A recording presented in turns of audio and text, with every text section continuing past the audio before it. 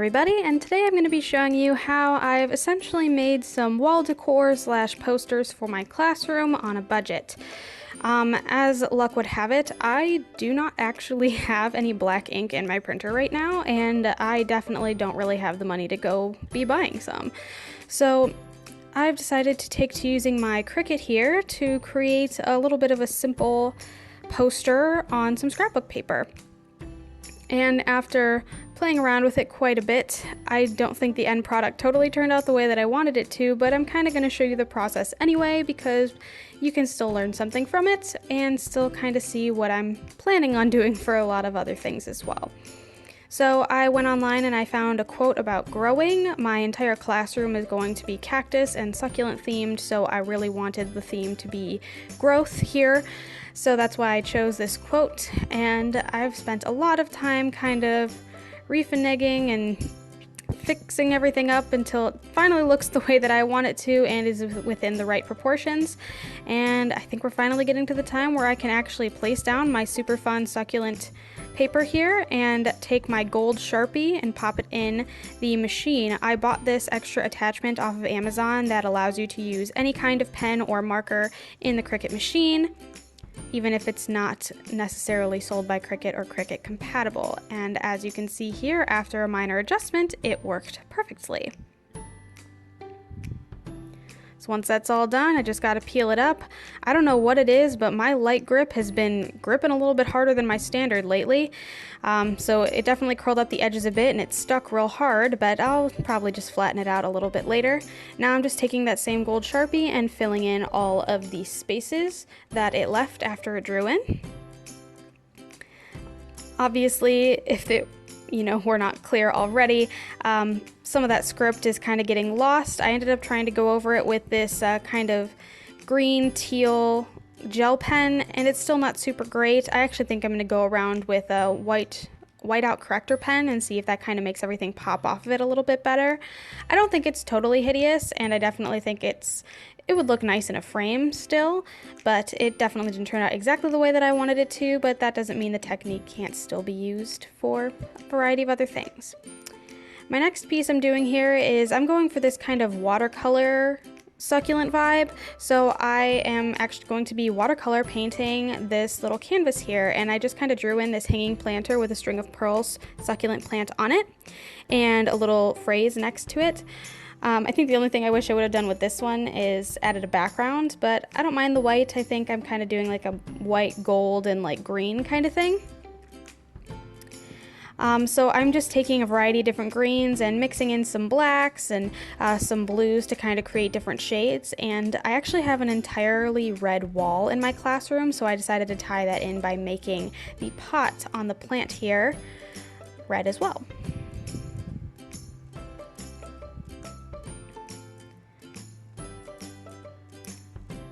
And I'm just taking a giant Sharpie to kind of cover over the letters here, and I think it turned out pretty cute. I'm still not 100% the best watercolor painter in the world, but I do enjoy watercolor paints quite a lot, and I do plan to continue using them and hopefully kind of perfecting that talent a little bit.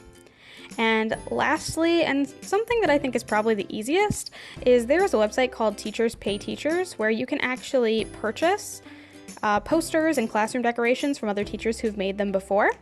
And something that I think is really nice about this website is, man, it has everything. I'm actually just typing in the word cactus here into the search bar, and you can see that there's, huge collections of different cactus themed posters and signage and pretty much anything else you could ever want for your classroom.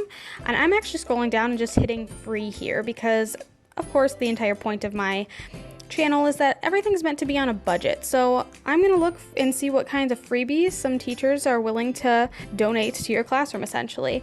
All you have to do is hit the download button. I've got this set from Purely Primary by Alma here, and I'm just taking some white cardstock and I will be popping it inside my printer and just printing out these posters as if they were regular printer paper.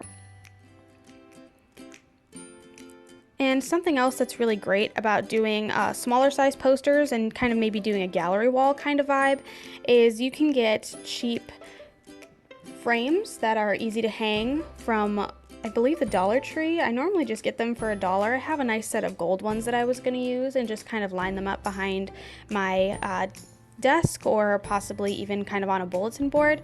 And just make sure that when you are printing everything, you make sure that you hit plain paper best quality, and make sure that it is printing in an 8x10 inch so that it's still big enough for the class to see, but you still have all the beauty of a nicely framed piece that's not going to cost you all too much money.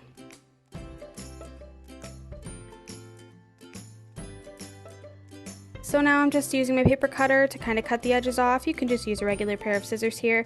You can totally see here that I definitely was not lying about missing my black ink from my printer. It all kind of came out like at the outline, and the outline is gray. I don't think it's hideous. I actually kind of like it with the white background, but I did actually print a second poster from this set with in which the writing is over top of another picture of a cactus, and that didn't show up all too hot, so you'll see in a little bit that I'm actually just gonna go over it with a Sharpie and kind of cover it up. Mind you, it does not look as perfect as it would have had I been able to just kind of print it out on its own, but I don't think it turned out so bad. The other thing that made the second one a little bit more difficult is it had a white background, and because of that I couldn't totally tell where I had to cut it, so I tried using some of the scraps and bits and pieces of my first piece here to kind of figure out exactly how far in I needed to cut it so it would be 8x10. Of course I could have just gone and measured, but I'm actually not entirely certain what the measurements are from the inside to get it to the center. It's not like I could just, you know, kind of cut it out of the corner. So I just decided that this was probably the easiest method for me, and I think it worked out pretty okay. They did end up fitting in my oh good gracious, they ended up fitting in my picture frames a little bit later, and this is pretty much how everything turned out. I think it actually kind of turned out nice, and I think with enough things on the wall, it can definitely look decorated and on a relatively slim budget. So if you like what you saw, feel free to like and subscribe, and hopefully I'll be seeing you in another video. I have plenty of videos coming up where I'll be decorating my classroom and my new office in the area that I've moved into, and I'm really excited for you all to see it. So with that being said, I will see you next time. Bye-bye.